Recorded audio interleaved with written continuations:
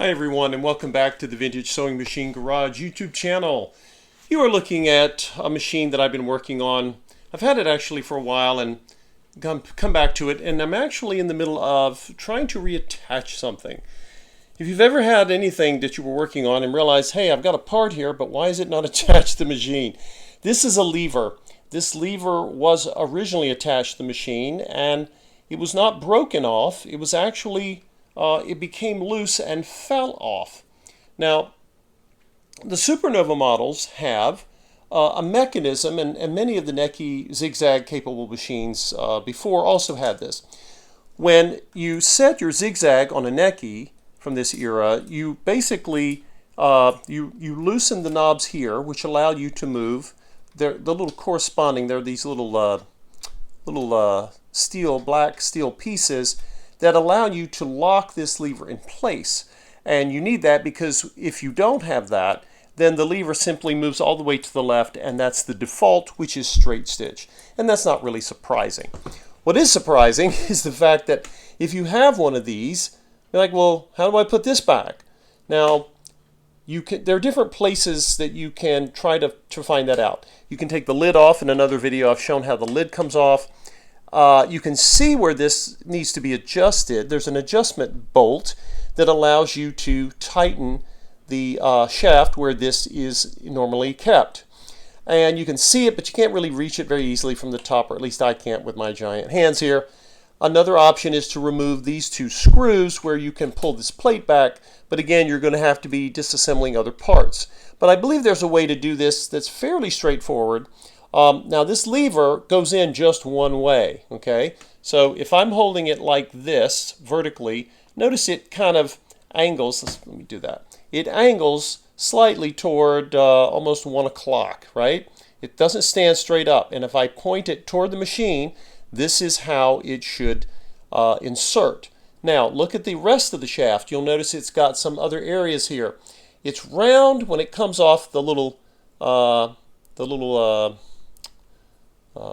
pin or fin here that I'm holding it by, but then it changes shape. It's an interesting thing. It actually has a flattened section, right?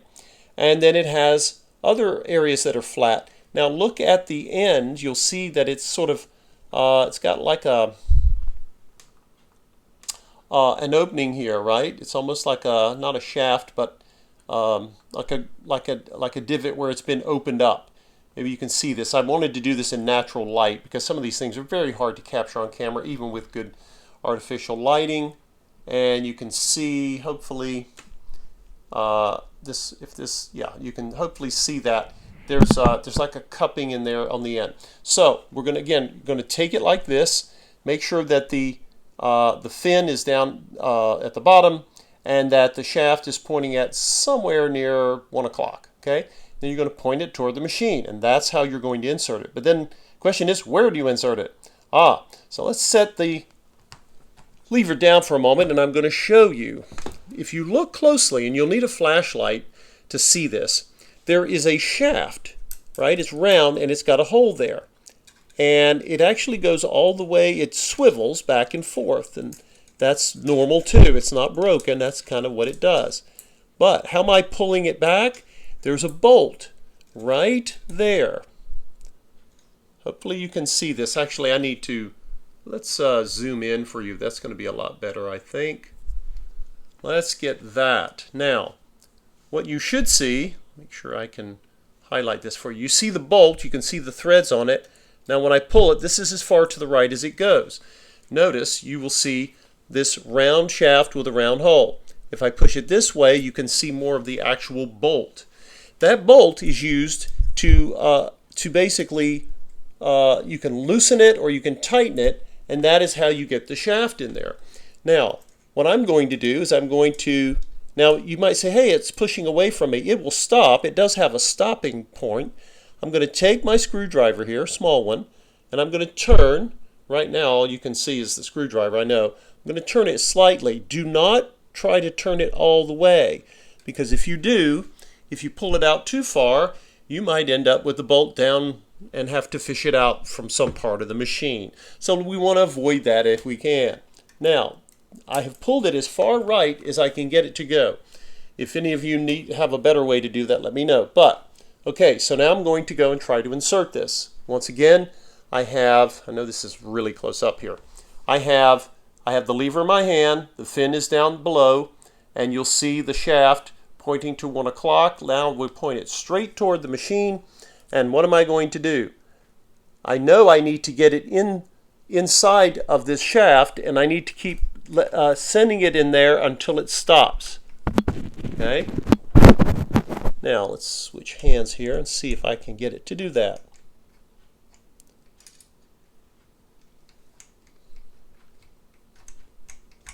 Now, I kind of wiggled it a bit to see if I could get it in. Right? Now, if you're not sure if it's in all the way, because it should go in all the way until it stops, we can also always loosen this bolt just a little bit more. Now, that bolt, again, it actually sets this lever as you tighten it. Again, I can turn it a few more turns. I've got some play here. I've got some room to work with. But again, do not loosen the bolt entirely, because if you do, you might end up losing it or having to go on a hunt for it. So now mine turned easily. If yours doesn't, you might need some penetrant oil, or you may also need some heat. You may have to, if it's stuck. Mine wasn't. Now let's come back. We're going to go back to where we were. This should give me enough room.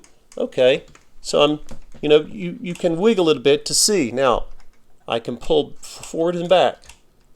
I don't know if you hear that clicking. That clicking means it has stopped, right? It is where it should be, where it needs to be. Now the question is, how am I going to get this little screw tightened? Because now I've got this in, but now I can't seem to turn it.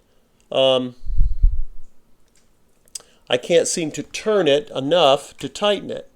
Can I get my screwdriver in there to turn it? Uh-oh, no. Well, I can. I'm sort of turning it. Sort of. Now, be careful. You don't want to strip the screw.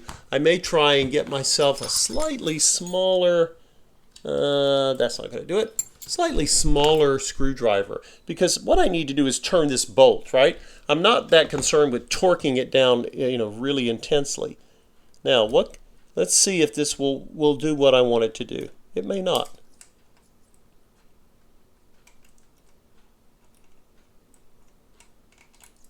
Now, I've tried this from the top before, and unfortunately, I am not able to reach the screw with my hands anyway. So I'm turning the screw. I'm not stressing it. I'm not stripping it. It's kind of an oddball angle, and I really don't have it fully tightened down yet. I know that this lever might want to come out, right? So let's see if I turn these screws. Will this help me at all? Right? I don't want to disassemble other things here. So let's see if I can pull this out without bringing the whole thing apart. You never want to disassemble something unless you really need to. It's not something, unless it's something to be cleaned or lubricated. Now, if I can come out, does that give me any better option, to pull things out here? Maybe I come out a little bit more. You all get to see me experiment. I seem to, it's been a while, I seem to recall, oh, don't forget having a towel down below to catch these little baby screws. You really don't want to go crawling around on the floor looking for them. Ask me how I know. Now, this plate is going to move. Aha! So, now we change our angle. What do we have? We have a much better shot. I don't think you're actually seeing what I'm seeing. Let's move the camera here. Now, what do you see there? Can you see this right here? I gotta look at the camera to see what you're seeing. Right there is the bolt that I need to tighten. And that is how I'm going to get access to it. Let's see. All right, there you go, right there. So right here is that bolt, okay? And you can push against it because it'll stop. It has a stopping point. And what am I doing? I'm going to tighten it. I'm just turning it to the right. And it doesn't actually need to go that far. I need something better to point with here. Oh, let's see.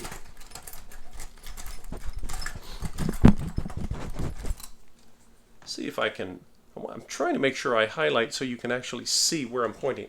It's right here. If you see my little pointer, it's right there. Okay? Now, I want to tighten this further, and I'm going to try a different screwdriver. Give me a little more turning here. Okay, so what am I doing? I know that the lever has stopped moving, swiveling, so now I'm going to take my screwdriver and I'm just going to turn this bolt to the right. And I didn't even do 1/8 of a turn, and it's tight. Now, again, you might say, it's pretty tight, okay? You don't need to torque it down the way you would, the tire dealer torques your lug nuts down. It's not that bad, okay? Now, what else do we see here? While I have this open, there are some, again, there's a lot of pieces that move. You can either reach them, try to reach them from the top or behind. You can oil, a lot of times you can get a lot of the oil that you need to up top. But again, everything seems to be lubricated and moving just fine. So I got my angle, my perspective. I changed the zoom a little bit here to give you a better view. Now, what do we want to do? We've got the lever tight. We just need to get our plate back in place. We don't really want anything else coming out of sync here because all of these parts work together. Now, there are different ways to get small screws in. These are not hard to access, but you don't want to lose them. Now, some people will take their thumb and try to turn them. Another thing you can do is take a magnet on a, I call it the magnet on a stick, my little telescopic magnet. I think I got this in a car parts store to help grab a hold of things that respond to a magnet. So what am I going to do? I'm going to take my screw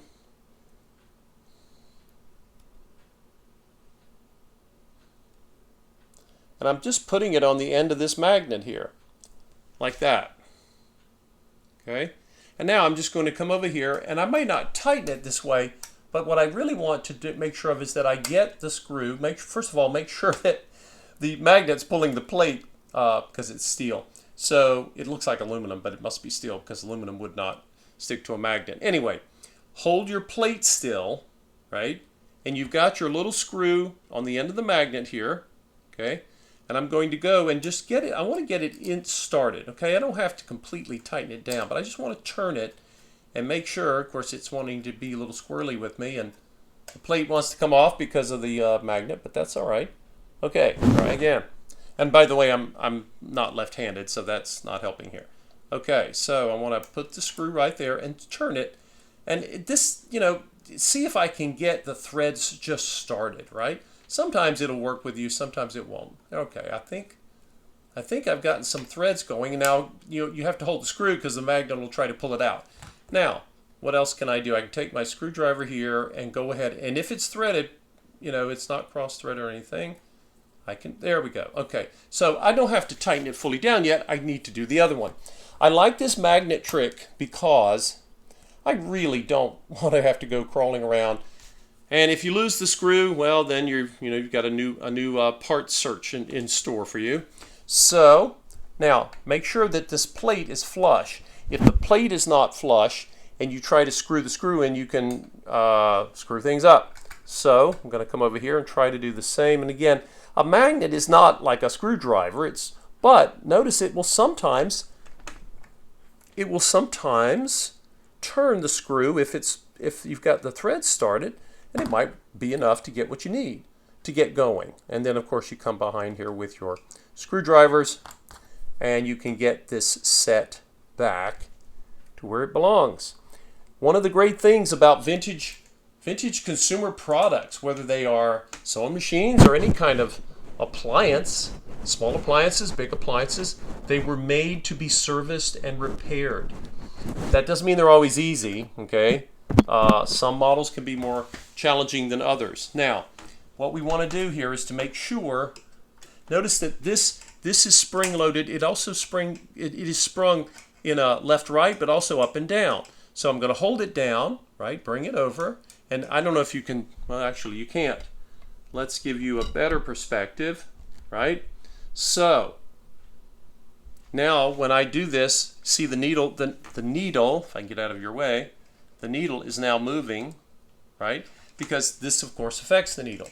So I come down, and then what am I going to do? I'm going to come up, let's say we'll have it just for the heck of it, set up for zigzag, right? So I'm going to bring my little set thumb screws here. Now they're covered in a green plastic, and they're fine, but just don't wrench them, okay? Just do them snug tight with your fingers, and that's enough. You don't, well, I said that was enough. Hold on, let me pull this over and let's try this. Loosen it, bring it over, and then once you snug it, it should hold. And that is how your zigzag works, okay? These little black pieces are there to hold this in, because if you come down, you'll see it. You see how it swings over? That's the spring. It's spring loaded.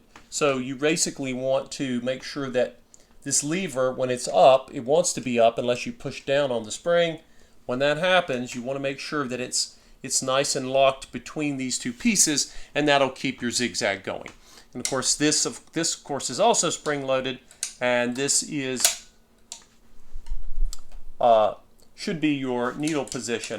And when I move this, you will also, if I can get it all in the picture here. Now, when I move this, notice the needle is also moving, because that is your needle positioner.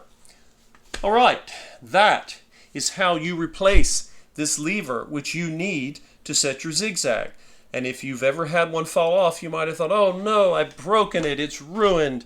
No, it's just waiting for you to remember that there was a time when things were designed to be repaired. Thank you for watching, everyone. I hope this was helpful. See you in the next video.